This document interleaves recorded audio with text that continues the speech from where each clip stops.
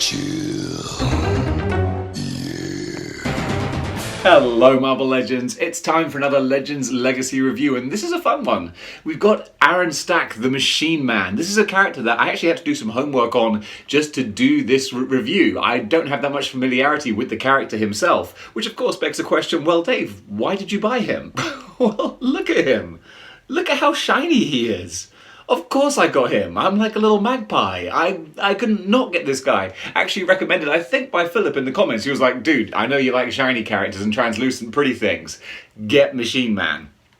So I thought, okay, I needed to do some reading up on him. Apparently, Next Wave, Agents of Hate, is a widely regarded, great miniseries, which he features a lot in. So I need to read that, because I think I read the first issue a long time ago, and it was really good, lives up to the hype, so I need to get back to that. Also a big player in Marvel Zombies. I guess in any zombie apocalypse, it's the robots who are going to be doing all right. So the basic history of Machine Man, from what I understand, is that, he's part of a government experiment to make robots, obviously, but he escaped from his captivity. I think it was his creator was called Aaron Stack, and his creator died, getting him to freedom, defending him, so he took that name as kind of a tribute to him. So it's a bit of a Johnny Five short circuit kind of thing. And I was surprised at just how rich of a history Machine Man has. We're going way back, being a Jack Kirby creation, to the proper early Marvel universe, and he's always been around in one form or another. So being a robot, he does change his appearance quite a lot. This is sort of the most classic kind of retro sort of look for him. Very often he even has a human appearance. I think actually he's wearing sort of sunglasses and sort of short brown hair quite a lot. So I think the love triangle 3-pack Cyclops head would actually go very well on here as a head swap. But just for single, posing, I love the big, almost sort of bug-eyed sort of look. He looks very kind of insectoid with these big red eyes. But the biggest selling point with this figure is, of course, you've got his extendable and, more to the point, bendable arms. Look at that. See? Bendy wire. It can be done.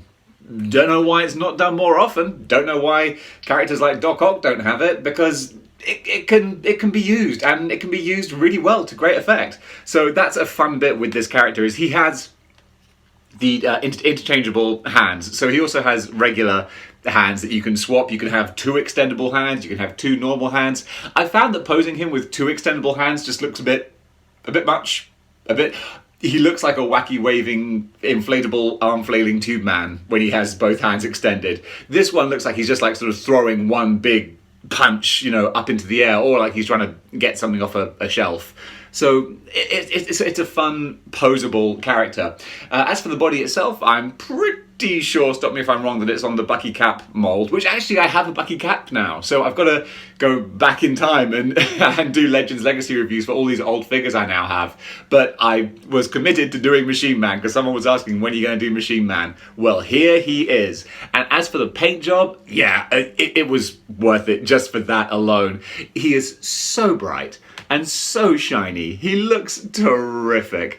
One thing that's kind of lacking, but that's not through the fault of any design, is that there's not much going on with the design of the body. It is just a paint job and a belt on top of the basic Bucky Cap mold, but that's what you get with this character. If they added any more, then it would not necessarily be true to this most basic classic design.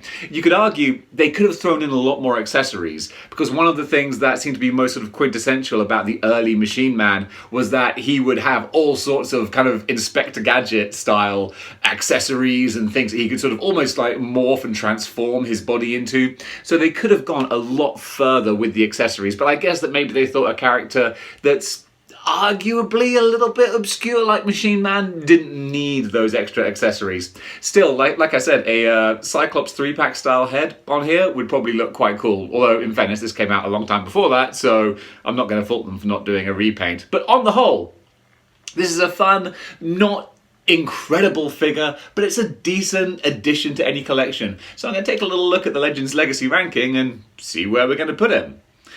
Now, I've got to say, he's not going to go crazy high, because I've just not got a huge amount of affection for this character in general. The question is, I'm sort of airing around the sort of the constrictor, toxin kind of area.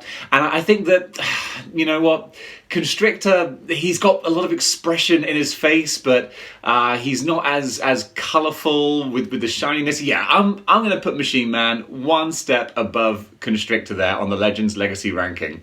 And you know what? I think that's actually very respectable for this figure right here. This is one that I think is going to hold up over time. And, you know, as more figures come out, he's still going to look the business on the shelf. So I'm very pleased with this guy here. Folks, that was a quick little Legends Legacy review. I didn't have too much to say about that figure. I know that's crazy. Me not being overly verbose?